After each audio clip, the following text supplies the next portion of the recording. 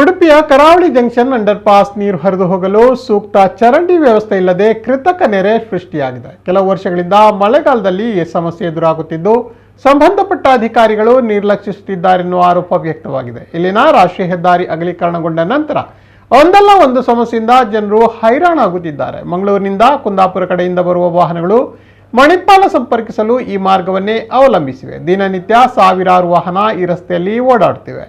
ಮಳೆ ಬಂದಾಗ ನೀರು ನಿಂತು ವಾಹನ ಸವಾರರು ಅನುಭವಿಸುವ ತೊಂದರೆ ಯಾರಿಗೂ ಹೇಳತೀರದಾಗಿದೆ. ರಿಕ್ಷಾ ಸವಾರರು ದಿನನಿತ್ಯ ಗ್ಯಾರೇಜುಗಳಿಗೆ ತಮ್ಮ ರಿಕ್ಷಾವನ್ನ ತೆಗೆದುಕೊಂಡು ಹೋಗುವ ಪರಿಸ್ಥಿತಿ ಎದುರಾಗಿದೆ.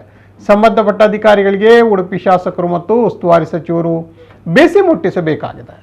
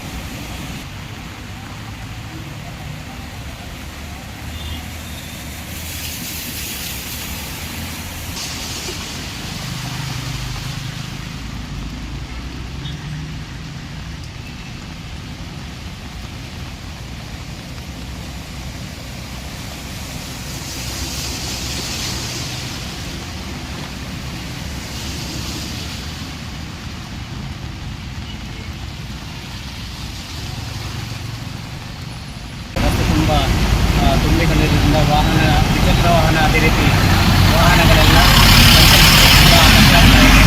ಒಂದು ಬದಿಯಲ್ಲಿ ಅಪತ್ಯ ಆಗಿದೆ.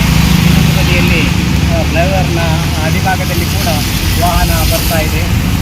ಈ ರೀತಿಯ ವ್ಯವಸ್ಥೆಯನ್ನು ಸರಿಪಡಿಸಬೇಕು. ಈ ಭಾಗದ ಯಾರು ಉಸ್ತುವಾರಿದ್ದಾರೋ ಆದಷ್ಟು ಬೇಗ ನೇತೃತ್ವದಲ್ಲಿ ಪರಿಹಾರವನ್ನು ಒದಗಿಸಬೇಕಾಗಿ ತಮ್ಮಲ್ಲಿ ಕೇಳಿಕೊಳ್ತಾ ಇದ್ದೇವೆ. ಮಳೆಗಾಲದಲ್ಲಿ ಪ್ರತಿ ಸಲ ಇದು ಈ ವರ್ಷ ಅಂತಲ್ಲ, ಪ್ರತಿ ಸಲ ಈ ರೀತಿಯ ಒಂದು ಸಮಸ್ಯೆ ಇಲ್ಲಿ ಸಾರ್ವಜನಿಕ ಎದುರಾಗ್ತಾ ಇದೆ. ಟೂ ವೀಲರ್ಗೆ ಅಂತೂ ದ್ವಿಚಕ್ರ ವಾಹನಗಳಿಗಂತೂ ಬರಲಿಕ್ಕೆ ಬಹಳಷ್ಟು ತುಂಬ ಕಷ್ಟ ಆಗ್ತಾ ಇದೆ. ಅದಕ್ಕೆ ಒಂದು ಸೂಕ್ತವಾದಂತಹ ಕ್ರಮವನ್ನು ಕೈಗೊಂಡು ಅದಕ್ಕೆ ಬೇಕಾದಂಥ ವ್ಯವಸ್ಥೆಯನ್ನು ಮಾಡಬೇಕಾಗಿ ತಮ್ಮಲ್ಲಿ ಕೇಳಿಕೊಳ್ತಾ ಇದೆ. ಗಾಡಿ ಕೂಡ ಬಂದು ಪ್ರಾಬ್ಲಮ್ ಆಗ್ತದೆ. ಮತ್ತು ಇಂಚಿನ ರೋಡ್ ಬಂದು ಬಂದು వ్యవస్థ చాలా ఎక్కువ చాలా వ్యవస్థ సార్ ఎన్ని వర్షాల నుంచి ఈ సమస్య ఉంది సార్?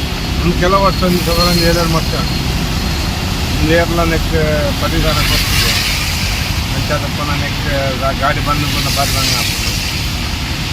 ಆಗ್ತದೆ ಸಮಸ್ಯೆ. ಏರ್ ಮಲ್ಪೋಡು ಸರ್ ಒಂದಿನ ಪುರ ಒಂದು ರಾಜಕೀಯದಾಗ ಮಾಡ್ಬೋದು. ರಾಜಕೀಯದಾಗ ಕೆಟ್ಟು ಹೋಗಿದ್ದೀನಿ ಪಬ್ಲಿಕ್ದಾಗಲ್ಲ ಮಲ್ಪೊಡಿರ್ತಲ್ಲ ವಯಸ್ಸಿನ ಸಮಸ್ಯೆ ಎಲ್ಲ ಉಂಟು.